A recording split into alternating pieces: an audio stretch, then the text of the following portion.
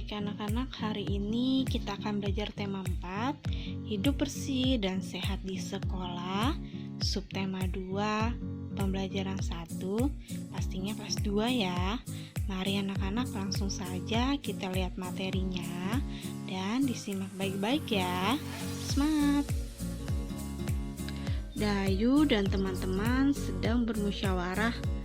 Mereka membahas persiapan lomba kebersihan antar kelas. Nah, sekarang disimak baik-baik percakapan antara Dayu dan teman-temannya. Lomba kebersihan antar kelas tinggal 2 hari lagi. Apa yang harus kita lakukan, teman-teman? Tanya Dayu. Menurutku, kita harus segera bersiap diri, kata Edo. Setuju, kita harus segera gotong royong, kata Lani. Kemudian, apa yang harus kita persiapkan? Tanya Beni. Kita harus menyiapkan kemoceng, serbet, kain pel, dan tas bunga, jawab Siti. Mari segera kita siapkan alat-alat tersebut, ajak Udin.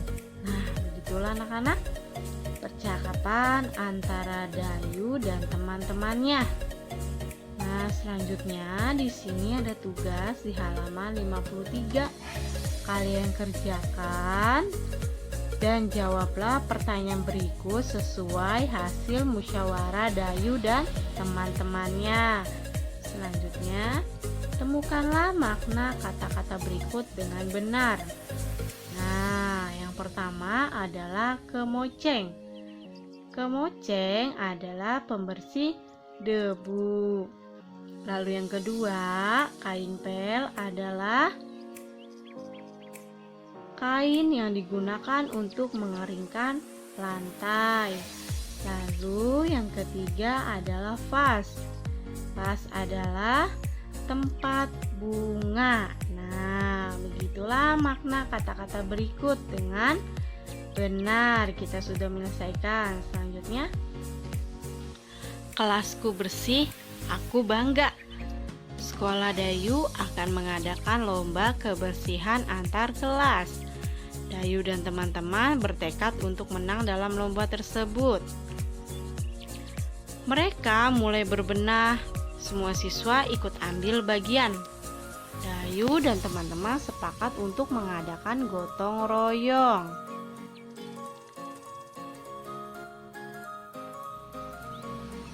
Dayu dan teman-teman mulai yang bergotong royong.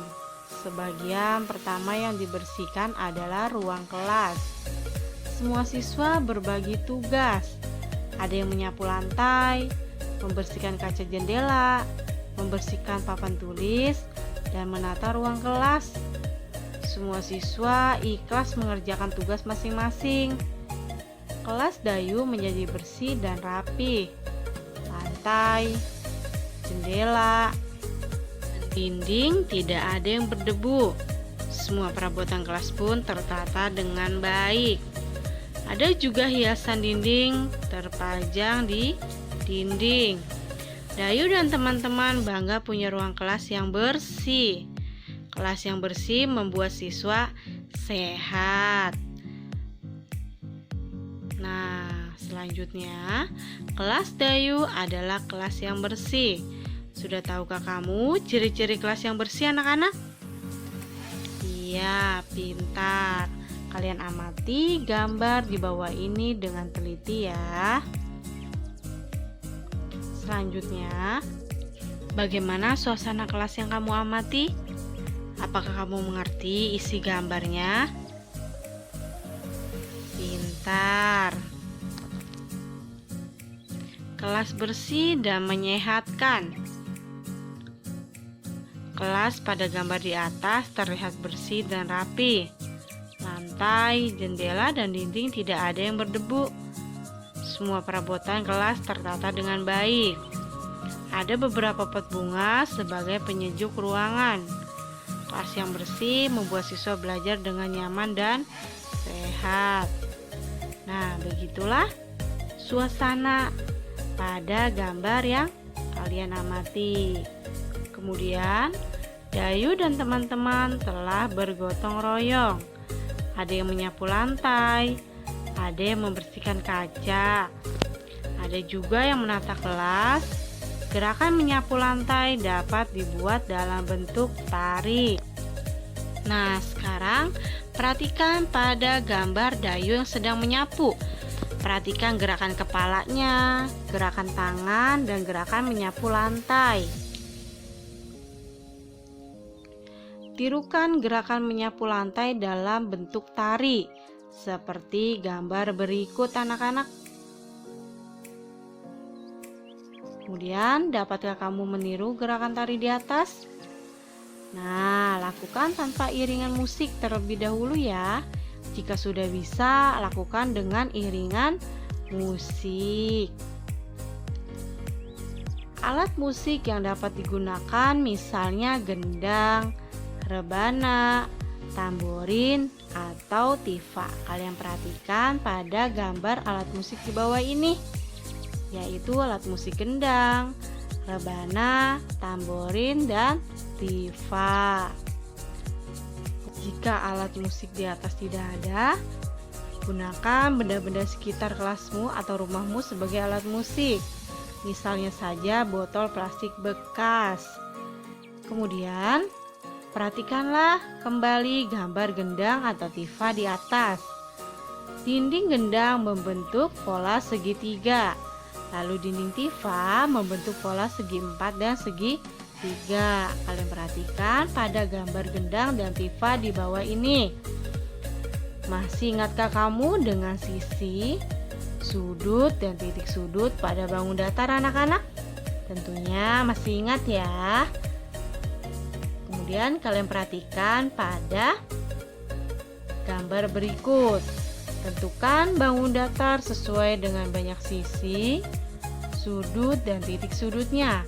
Kalian perhatikan pada dua gajah berikut. Gambar gajah yang pertama, dia hanya memiliki banyak sisinya 3, sudutnya 3, dan titik sudutnya 3. Sedangkan gambar gajah yang kedua, dia banyak sisinya 4, sudutnya 4, dan titik sudutnya 4. Baik, kira-kira gambar mana bangun datar yang cocok untuk gambar gajah? Mari kita hitung banyak sisinya, yaitu 1, 2, 3, 4. Lalu kita hitung banyak sudutnya, 1, 2, 3, 4. Sekarang kita hitung titik sudutnya, 1, 2, 3, 4. Jadi bangun datar yang A yang cocok pada gajah nomor 2. Lalu bangun datar yang B yang cocok pada gajah nomor 1. Lalu bangun datar yang C memiliki 4 sisi, yaitu yang cocok pada gambar gajah yang kedua. Dan pada bangun datar yang D memiliki sisinya 3, yaitu yang cocok gambar gajah yang pertama.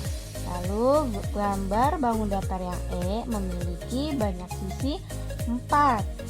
Yang cocok pada bangun datar yang E adalah gambar gajah yang kedua. Lalu bangun datar yang F memiliki banyak sisinya 3. Yang cocok pada bangun datar yang F yaitu gambar gajah yang pertama. Kemudian bangun datar yang G memiliki banyak sisi 4, yaitu gambar gajah yang kedua. Lalu bangun datar yang H memiliki banyak sisi 3, yaitu gambar gajah yang pertama. Lalu bangun datar yang I memiliki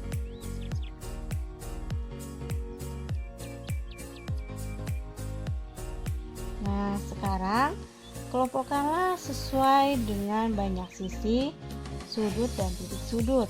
Karena yang nomor 1 itu contoh, yang nomor 1 itu termasuk bangun datar berbentuk segi 4. Lalu gambar bangun datar yang kedua yaitu berbentuk segi 3. Lalu bangun datar yang ketiga memiliki 4 sisi, yaitu yang berbentuk segi 4. Lalu yang keempat, bangun datar yang keempat memiliki banyak sisi yang ada 3, yaitu termasuk bangun datar berbentuk segitiga.